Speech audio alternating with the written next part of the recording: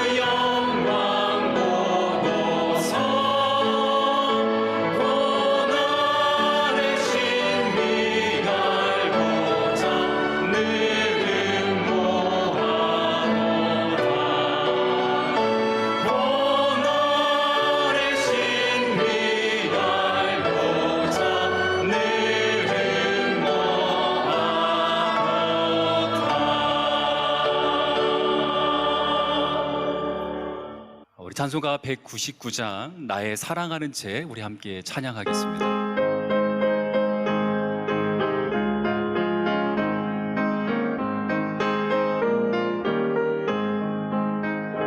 나의 사랑하는 채 비록 헤어졌으나 어머니의 무릎 위에 앉아서 재미있게 듣던 말 그때 일은 지금도 내가 잊지 않고 기억합니다.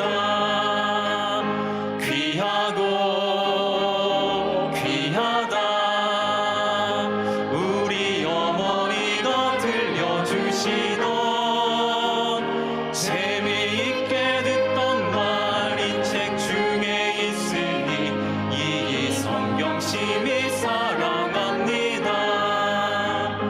옛날 용맹스럽던 다니엘의 경험과 유대 임금 다윗 왕의 역사와 주의 선지 엘리야 바람 타고 하늘에 올라가던 일을 기억합니다.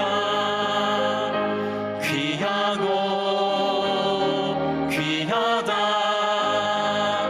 우리 어머니가 들려주시던 재미있게 듣던 말 이 책 중에 있으니 이 성경 심히 사랑합니다.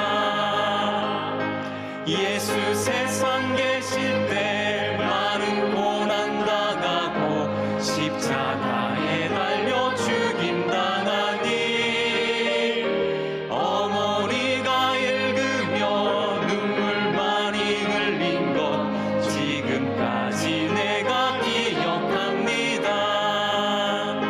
귀하고 귀하다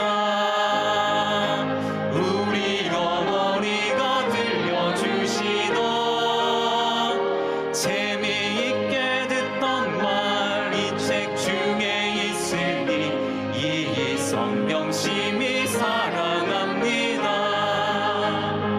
그때 일은 지나고 나의 눈에 환하고 어머니의 말씀 기억하면서 나도 시시때때로 성경 말씀 읽으며 주의 뜻을 따라 살려 합니다. 귀하고 귀하다 우리 어머니가 들려주시던 재미있게 듣던 말 이 책 중에 있으니 이 성경 심히 사랑합니다. 오늘 우리에게 주시는 하나님의 말씀은 사무엘하 18장 31절에서 33절입니다. 사무엘하 18장 31절에서 33절입니다. 구스 사람이 이르러 말하되 내 주 왕께 아릴 소식이 있나이다. 여호와께서 오늘 왕을 대적하던 모든 원수를 갚으셨다 하니 왕이 구스 사람에게 묻되 젊은 압살롬은 잘 있느냐? 구스 사람이 대답하되 내 주 왕의 원수와 일어나서 왕을 대적하는 자들은 다 그 청년과 같이 되기를 원하이다 하니 왕의 마음이 심히 아파 문 위층으로 올라가서 우니라. 그가 올라갈 때 말하기를 내 아들 압살롬아, 내 아들 압살롬아, 차라리 내가 너를 대신하여 죽었다면 압살롬 내 아들아 하였더라. 이는 살아계신 하나님의 말씀입니다. 아멘.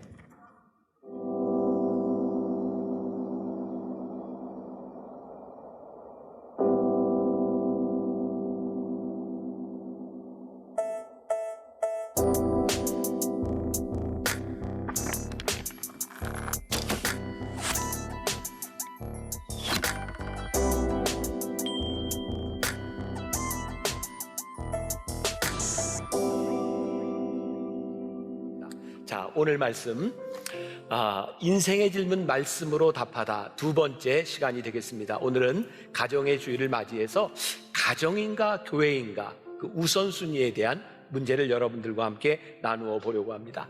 오늘 어린이 주일이고요. 아마 부모된 사람들 모두는 우리의 자녀들이 잘 됐으면 좋겠다 이런 마음들을 가지고 계실 거예요. 어떻게 그리고 잘 된다고 하는 것은 어떤 것일까? 우리들이 한번 생각해 보면 좋겠습니다. 근데 오늘 말씀을 전하는 게 사실 굉장히 힘이 들어요. 왜냐하면 이제 가정이라고 하는 이 카테고리가 너무 많이 바뀌어지는 것 같아요. 그래서 우리 묵상팀에서는 목사님 이거 참 이런 설교는 안 했으면 좋겠다라고 이야기를 하는데 우리 가운데 혼자 사는 분도 참 많아요. 결혼을 안 하는 사람도 많아요. 자녀가 없는 가정도 참 많아요.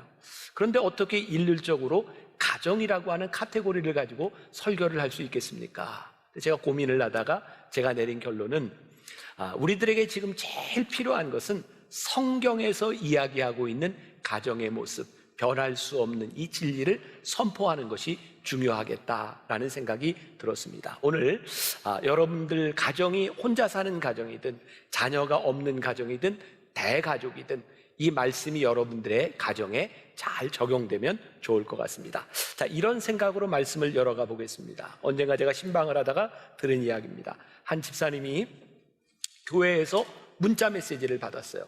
성경 공부를 하는 팀에서 보내준 문자 메시지인데 이런 문자였다 그래요. 우선순위를 분명히 하십시오. 막 수요 예배 참석하려고 나가려고 하는데 우선순위를 분명히 하십시오. 문자를 받은 거예요. 근데 이분의 눈에 들어온 게 뭐냐면 너무나 어질러진 집을 보게 되었고 지금 내 우선순위는 교회 가는 게 아니라 집을 치우는 것이다 라고 생각이 들어서 집을 치우고 수요 예배를 안 갔대요. 자, 요걸 가지고 한번 생각하시면 됩니다. 지금 답은 없습니다. 무엇이 옳은 일일까? 자, 오늘 문제를 풀어가는 순서를 저는 이렇게 정해보았습니다. 먼저 우리의 가정이 왜 중요한지를 우리가 깨닫는 일이고 그 다음에 우리의 신앙이 왜 좋은지를 깨닫는 것이고 그 다음에 이 신앙과 가정 가운데서 우리들이 어떤 선택을 할 것인가를 생각하는 그런 말씀이 될 것 같습니다. 우리 묵상팀의 한 권사님이 이런 글을 올려주었네요. 두 가지 중에 무엇이 중요하다라고 말하기보다는 하나님 앞에서 내가 먼저 회복되고 신앙적이 될 때 하나님이 기뻐하시는 신앙적인 가정이 뒤따라올 수 있다. 그래서 이분은 신앙적 융합이라고 하는 말을 썼어요. 그러니까 신앙과 가정이라고 하는 것이 대립적인 개념에서 생각되는 것이 아니라 융합적인 그런 생각을 가져야 된다는 이야기죠. 제가 언젠가 여러분들에게 그런 이렇게 실험으로 이렇게 여러분들 실물 설교를 했던 적이 있어요. 제가 볼펜을 가지고 이런 이야기를 했죠. 우리들의 삶에 늘 고민이 되는 것은 우리의 신앙, 영적인 영역과 우리 삶, 생활에 대한 영역이에요. 신앙인이라면 늘 그런 고민을 하죠. 어떻게 이 균형을 맞추며 살 것인가, 그렇죠? 균형을 맞추려고 노력을 해요. 근데 이게 쉽지 않습니다. 조금만 무게 중심이 옮겨져도 이 균형을 잡는 게 쉽지 않아요. 지금 잡았어요. 근데 언제 떨어질지 몰라요. 그런데 우리들이 균형을 잡는데 이런 방법이 아니라 이렇게 잡는 방법이 있죠. 훨씬 쉽습니다. 우리가 신앙적인 영역이 필요하다고 생각할 때 우리들의 삶을 신앙적인 영역으로 옮기는 거죠. 또 이렇게 살아가다 보니 우리들의 삶의 가정에 내가 소홀한 것 같다라고 생각되면 이렇게 중심을 좀 옮기면 되는 것이죠. 그러니까 우리들의 신앙이 이게 균형을 맞춘다라고 하는 것보다 우리들의 삶의 한가운데서 우리들이 무엇이 중요한지를 캐치하는 능력, 영적인 민감성이 있을 때 우리의 삶을 잘 만들어갈 수 있다는 생각이 들어요. 우리들에게는 분명히 중요한 것, 우선순위가 있습니다. 근데 문제는 뭐냐면 늘 현실적으로라고 하는 말이 따라오죠. 우선순위는 아는데 현실적으로 그게 가능한가? 이런 문제도 우리는 가지고 있어요. 또 우리 부모들은 자녀들을 이렇게 키우면서 이런 말을 하죠. 야, 다 너를 사랑하기 때문이야. 그런데 생각해 보세요. 사랑한다고 하는 것이 과연 그게 옳은 일일까? 사랑하기 때문에 하는 행동들이 과연 옳은 일일까? 생각해 보면 늘 그런 것 같지도 않아요. 자, 우리 다시 한번 이 말씀을 좀 풀어가기 위해서 2018년도에 보건사회연구원에서 조사한 부분인데요. 가정에 대한 한번 띄워줘 보세요. 반드시 결혼을 해야 된다라고 생각하는 남성이 2015년도에는 65%였는데 2017년도에 50%로 줄어듭니다. 지금은 훨씬 더 많이 줄어들었을 것 같아요. 여자들은 보니까 2015년에 40%에서 2018년도에 29%로 줄어들었어요. 아마 지금은 훨씬 더 줄어들었을 것이라고 생각합니다. 또 이런 조사를 했어요. 5, 60대 2022명에게 물었는데 황혼 이혼 어떻게 생각하냐 그랬더니 41%가 긍정적이다. 또 졸혼, 이혼은 아니지만 결혼 생활을 끝내는 그런 상태로 살아가는 거에 대해서 42%가 긍정적이다. 그러니까 요 중에 4사람은 지금 헤어질 생각을 하고 예배를 드리고 있을지도 몰라요.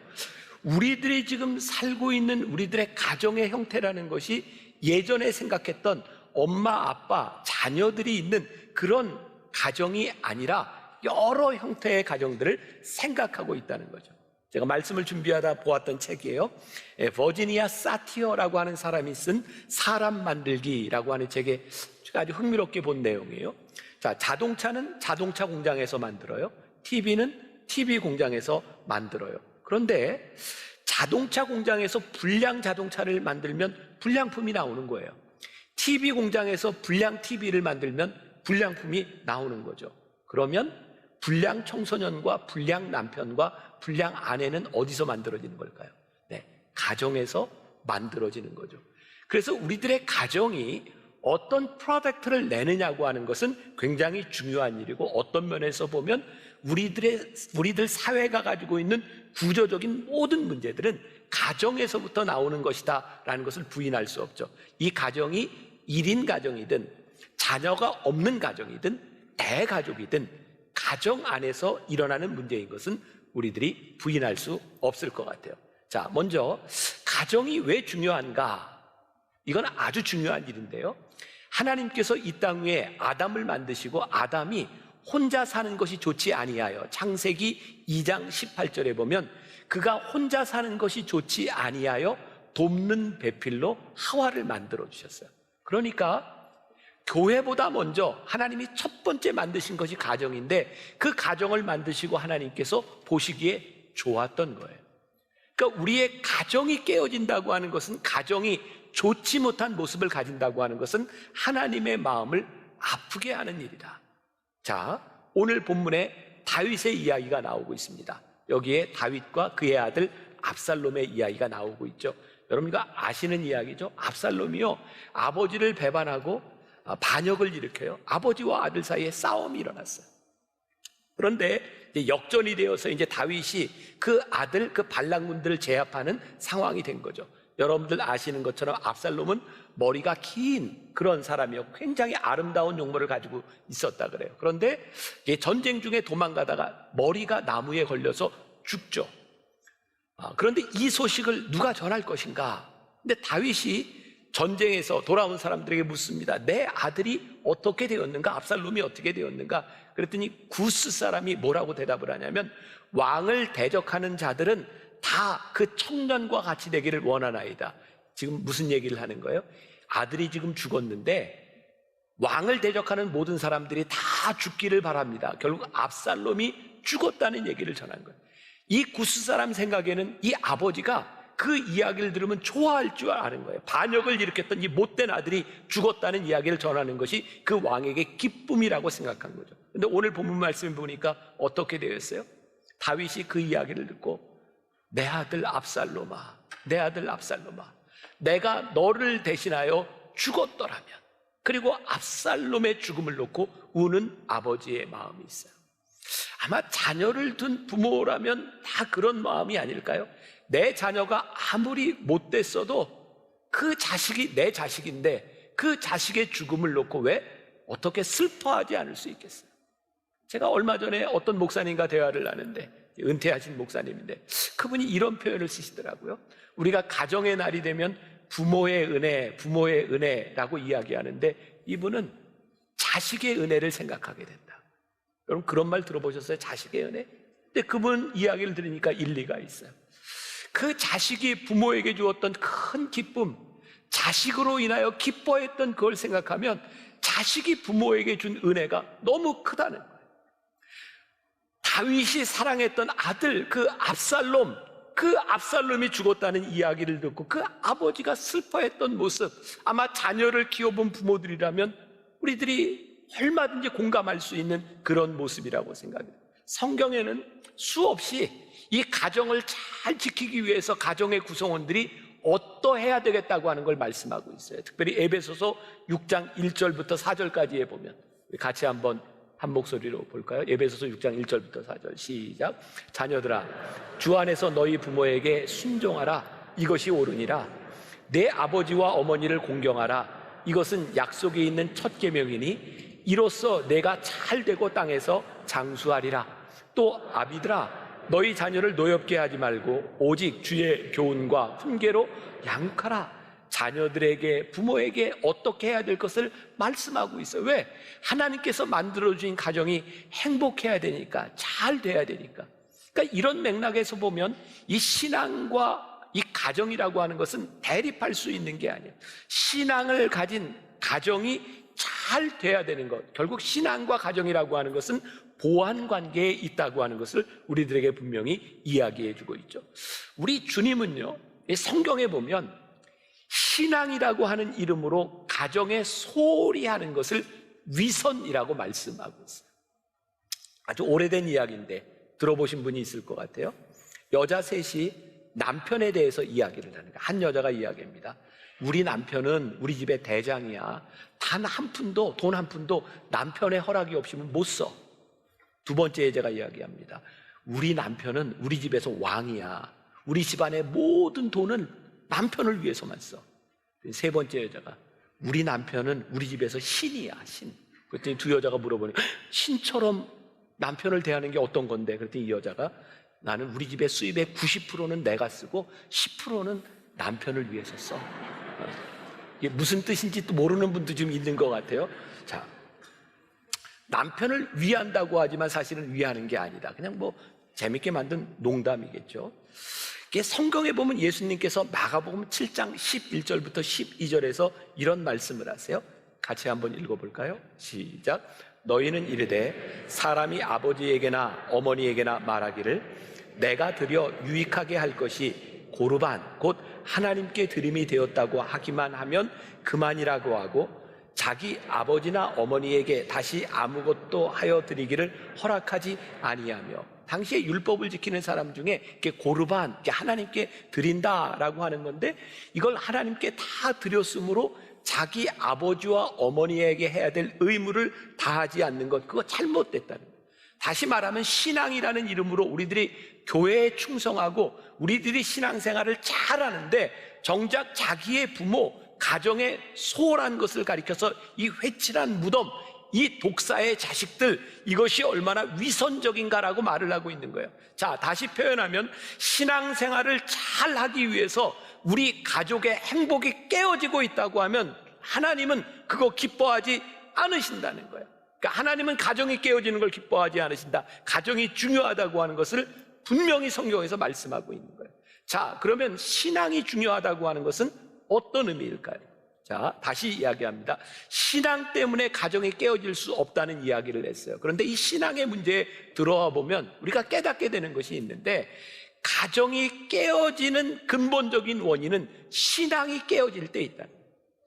자, 신앙 때문에 가정이 깨어져서는 안 되는데, 가정이 깨어지는 많은 원인들이 신앙이 깨어질 때 가정에 문제가 생긴다는 거예요. 이 문제를 우리들이 풀어가야 되죠. 오늘 본문에 나오는 다윗, 오늘 다윗의 이 가정이 얼마나 역기능적인 가정인지 몰라. 아니, 심지어 아들이 아버지를 배신하고 아버지의 군대에 의하여 아들이 죽어가는 이 어려운 상황들을 직면하고 있어요. 다윗이 어떤 사람이었나요? 가장 대표적인 신앙의 사람, 주옥 같은 시편을 많이 썼던 사람. 우리가 잘 아는 시편 23편, 여호와는 나의 목자시니 내게 부족함이 없으리로다. 이 시편을 언제 썼을까요? 다윗이 도망자 시절에, 그의 인생의 가장 험한 시기를 지나갈 때 주옥 같은 시편을 썼어요. 가만히 생각해 보니까 우리의 인생의 고통의 시간을 지나갈 때 우리는 하나님을 참 잘 의지하고 살아가요. 힘들고 어려운 때 우리의 신앙을 지키는 거 그거 별로 어렵지 않습니다. 그런데 모든 것이 다 풀려가고 평안하게 되면 신앙을 지키는 게 쉽지 않습니다. 다윗에게도 그런 일이 오게 된 거죠. 사무엘하 11장에 보니까 다윗이 범죄하는 이야기가 나요. 아주 유명한 이야기예요. 황혼역에 다윗이 잠을 깨고 옥상에 거닐다가 저 건너편에 목욕하는 여인 밧세바를 보게 됩니다. 성경에 보니까 저기서 목욕하는 여인 밧세바가 아름다워 보인지라, 그래서 자기의 정욕을 참지 못하고 그 밧세바를 데려다 동침해요. 그리고 밧세바가 임신했다는 소식을 알고 이게 큰 문제가 될까 봐 그의 남편 우리아를 죽이죠.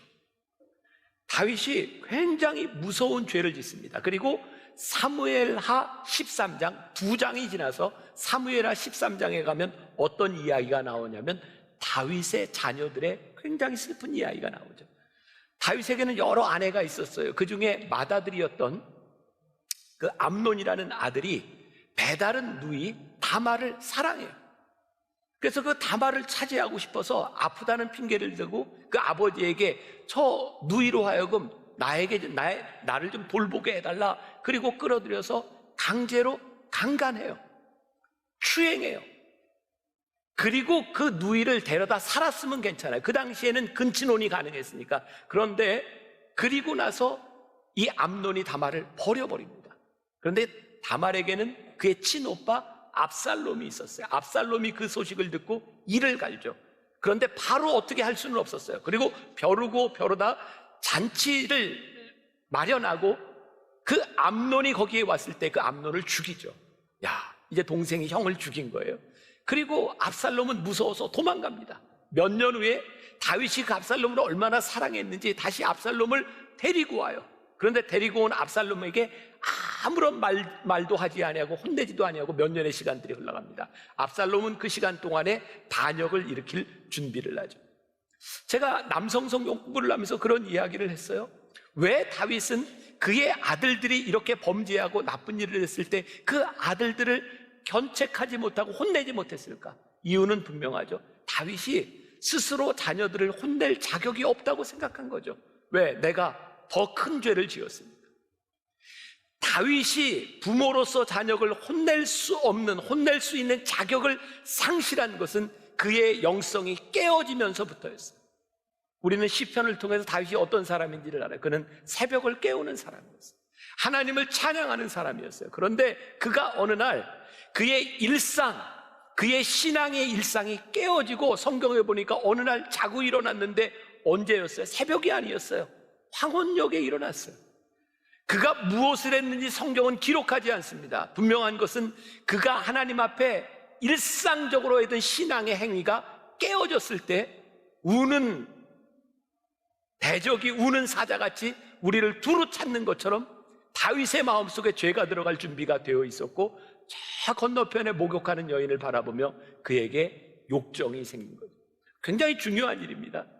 그의 삶의 신앙적 일탈이 그로 하여금 도덕적 타락으로 이끌고 도덕적 타락이 그의 가정을 역기능으로 만들어가고 있는 거예요.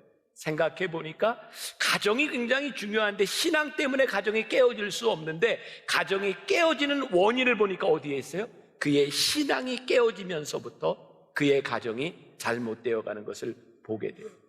신앙적이지 못한 가정에서 우선순위가 얼마나 위험한지, 영성이 죽으면 도덕적 우선순위와 하나님 아빠의 우선순위가 잘못 세워진다는 것을 이 다윗의 가정을 통해서 우리들이 보게 되는 거예요. 그러면 우리들에게 중요한 숙제가 있는 거예요. 우리의 가정을 위해서 우리는 가정이냐 신앙이냐에 대한 문제가 아니라 어떻게 신앙적 가정을 만들 것인가. 우리들이 이분법적으로 하나를 선택해야 되는 문제가 아니라 어떻게 신앙적 가정이 이루어질 수 있는가를 보아야 되는 거죠.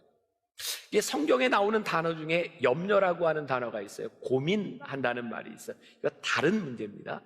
성경은 우리들에게 염려하지 말라고 가르치지만 우리들이 깊이 생각하고 고민해야 된다고 이야기해요. 여러분, 가정을 위하여 우리들이 염려하는 것이 필요한 것이 아니라 신앙과 가정 사이에서 우리들이 심각하게 고민하며 우리들의 삶의 스탠스를 가지는 게 중요한 거예요. 오늘 두 가지 간단하게 이야기합니다. 첫 번째는 우리들에게 믿음의 아버지가 필요하다. 또 하나는 눈물의 어머니가 필요하다. 사실 이 부분을 둘로 나누었더니 묵상팀에서 저에게 또 이런 글을 나누어줘서, 목사님, 이제 기능을 아버지의 기능 또 어머니의 기능 이렇게 나누는 것은 이게 젠더 이슈, 또 이거 굉장히 문제가 될 수 있습니다. 요즘은 그렇게 얘기하면 큰일 납니다. 목사님, 이 말 하면 안 됩니다. 제가 설교를 준비하다 이런 생각을 해서, 그래요, 아버지의 역할과 어머니의 역할이 남자와 여자로 나누어질 수는 없겠지만 믿음의 중심을 잡는 어머니든 아버지든, 그 다음에 자녀를 위하여 눈물을 흘리는 어머니든 아버지든 이것이 분명히 존재해야 된다. 그래서 여러분들이 이 아버지를 어머니로 넣어도 좋아요. 그러나 믿음의 아버지가 필요하다고 하는 것, 믿음의 중심을 잡는다는 것이 얼마나 중요한가. 지난주에 남성 성경 공부가 끝났어요. 그리고 마지막에 이렇게 간증하는 시간들이 있었는데 한 아버지가 아마 지금 예배를 드리고 있을지도 몰라요. 그런 간증을 했어요. 이 남성 성경 공부를 조금 더 젊었을 때 일찍 이 공부를 했더라면 우리 가정이 참 좋았을 텐데. 근데 그분의 고민이 뭐냐면, 다 장성한 딸이 있는데 집에 들어가면 딸이 별로 아는 척을 안 해요. 말도 잘 안 해요. 이분이 그런 고백을 해서 딸이 얼마나 미운지 모르겠다. 너무너무 밉다는 거예요. 그런데 말씀을 공부하고 남성 성경 공부를 하고 아버지의 역할이 무엇인지를 이렇게 깨닫게 되면서 생각해 보니까 지금 딸이 나에게 이렇게 대하는 것이 너무나 당연하게 느껴지는 이유가, 이분이 젊었을 때 그 어린 딸에게 대했던 자기의 모습을 보니까 이 딸이 지금 나에게 이렇게 대하는 것이 당연하게 느껴지는. 지금 우리는 우리의 자식에 대하여 누가 문제라고 생각할지 모르지만 사실은 그 자녀들이 자라는 그 가운데 믿음으로 중심을 잡았던 아버지의 모습, 우리 신앙의 호주로서의 모습이 있는가? 모르죠. 지금은 신앙의 호주가 엄마인지 아빠인지 모르겠어요. 누가 주도권이 있는지 모르겠어요. 얘들아, 너희 집에서는 엄마가 주도권이 있니? 아빠가 주도권이 있니? 엄마요. 그래. 자, 모르겠어요. 그런데 분명한 건, 제가 남성 성경 공부를 하면서 보았던 책 중에 교회 가고 싶은 남자라는 책에 보니까요, 이렇게 되어 있어요. 신앙의 그 가정의 주도권을 가지고 있는 아버지가 예수를 믿게 될 경우와, 그리고 어머니가 예수를 믿게 될 경우, 엄마가 예수를 믿을 경우에는 가족이 다 함께 신앙생활을 하는 퍼센테이지가 17%. 그런데 아버지가 예수를 믿을 때 93%의 가족 구성원들이 함께 예배를 크리스찬이 된다는. 결국 중요한 것은 이 가정의 주도권을 가지고 있는 그 중심을 잡아주는 사람이 어떤 역할을 하는가. 그러니까 믿음의 가장이 세워진다는 것은 굉장히 중요한 일이죠. 두 번째, 어머니의 눈물이 필요하다. 여러분들이 지금 여러분들의 모습을 볼 때, 지금 나의 모습을 볼 때 나에게는 어떤 추억이 있는가? 여러분들에게는 눈물을 흘리던 어머니의 그런 기억들이 여러분들에게 있으신가요? 만일 여러분들에게 그런 기억이 있다면 진짜 복된 일이라고 생각해요. 우리 묵상팀의 장로님 한 분은 저에게 이렇게 얘기를 하셨어요. 목사님, 어머니의 눈물만 있는 게 아니라 저도 매일 새벽마다 자녀를 위해서 기도하며 눈물을 흘립니다. 아버지의 눈물도 있습니다.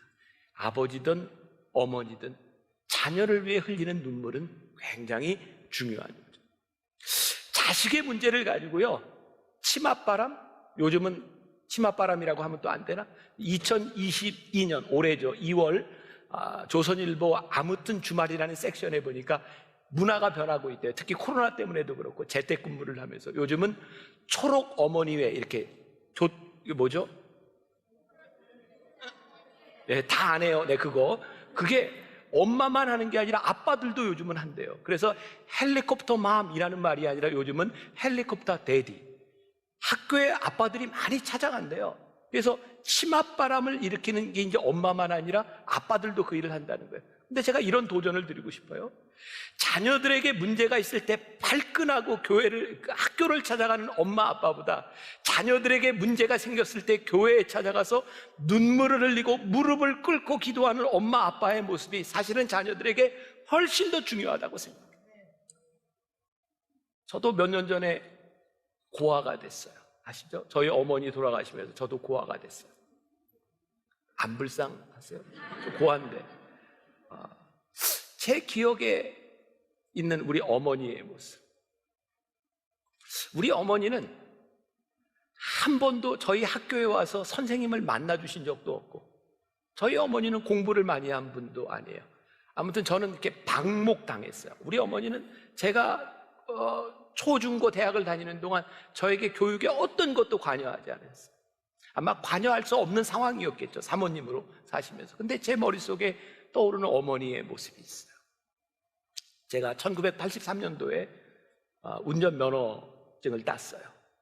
제가 대학교 1학년 때였는데 운전면허 시험을 이제 보러 가는데요, 그 당시에 그 일종면허, 이게 트럭으로 운전을 하는 거예요. 근데 제가 학원을 다니지 않고 제가 이렇게 누구한테 배우는 걸 싫어해요. 그래서 학원을 다니지 않고 운전면허 시험을 봤는데 계속 떨어지는 거예요. 요즘도 그러나요?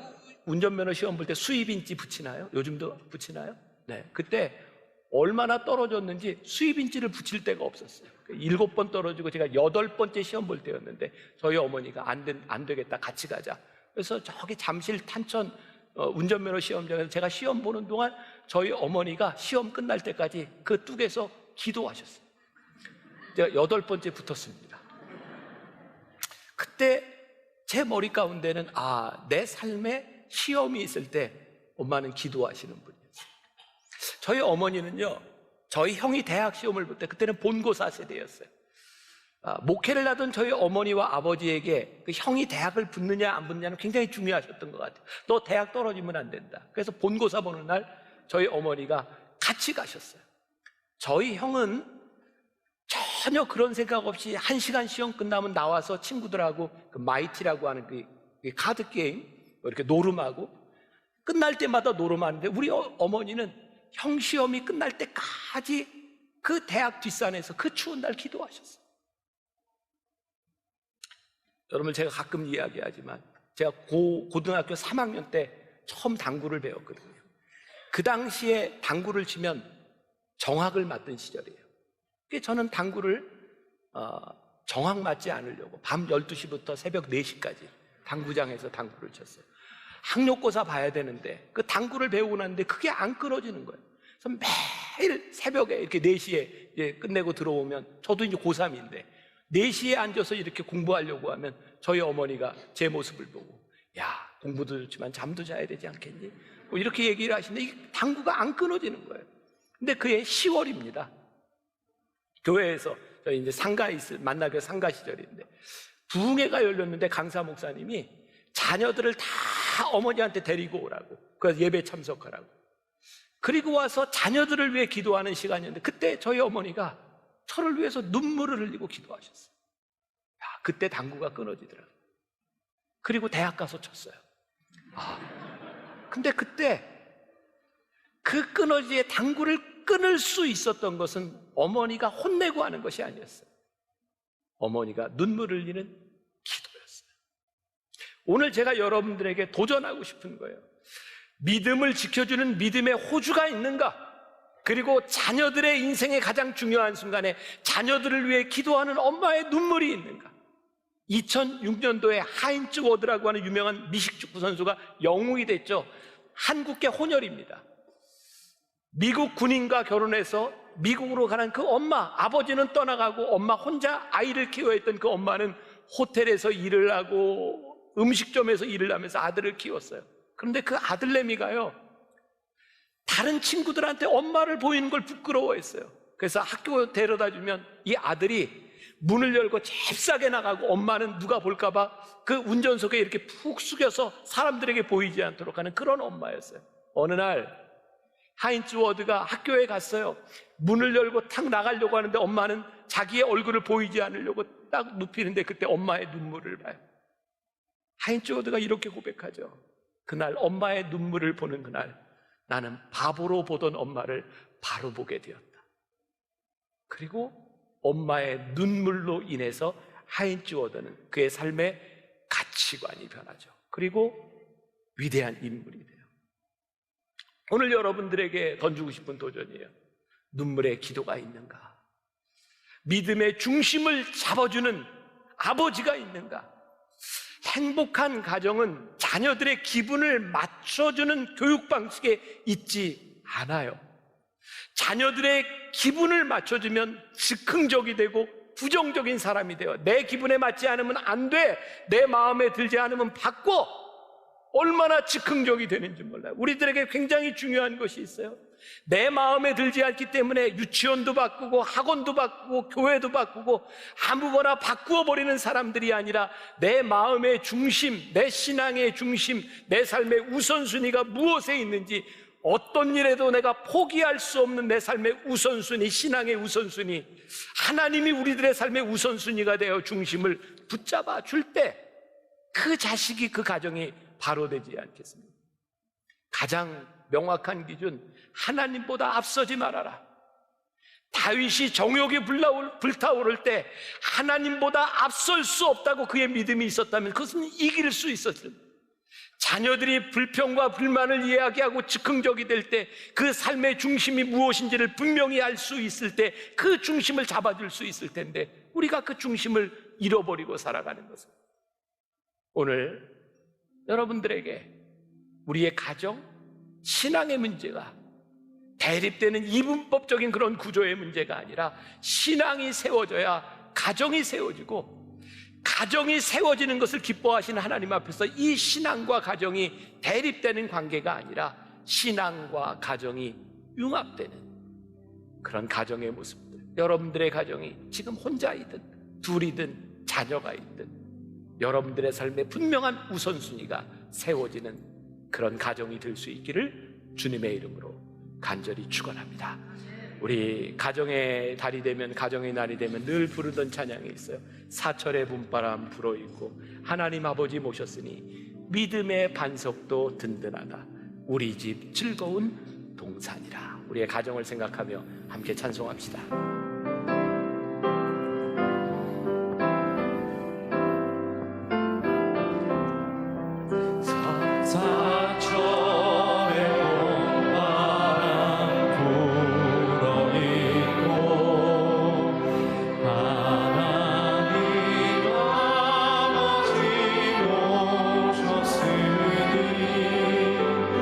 믿음 반석도 든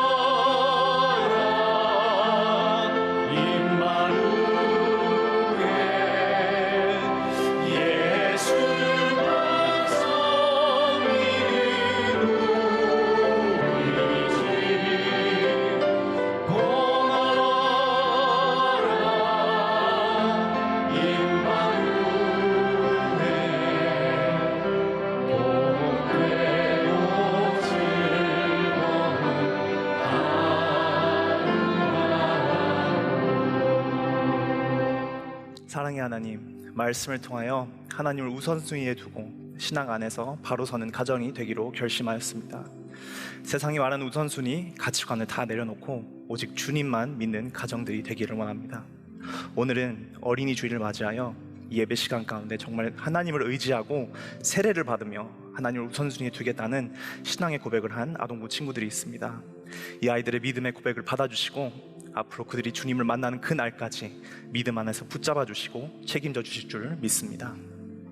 하나님께 귀한 예물을 올려드립니다. 우리가 갖고 있는 모든 것이 하나님께로부터 왔다는 믿음의 고백을 받아주시고 하나님 나라 확장을 위해 사용하여 주시옵소서. 지금은 우리 구주 예수 그리스도의 은혜와 하나님 아버지의 크신 사랑과 성령님의 인도하심이 하나님을 우선순위에 두고 하나님을 믿는 믿음으로 살아가기로 결단하는 모든 하나님의 백성들 머리 위에 지금으로부터 영원까지 함께 하시기를 간절히 축원하옵나이다. 아멘. 지금은 선교 헌금 시간입니다. 이 예배를 통해 삶 가운데 은혜와 회복이 충만하시길 간절히 기도합니다.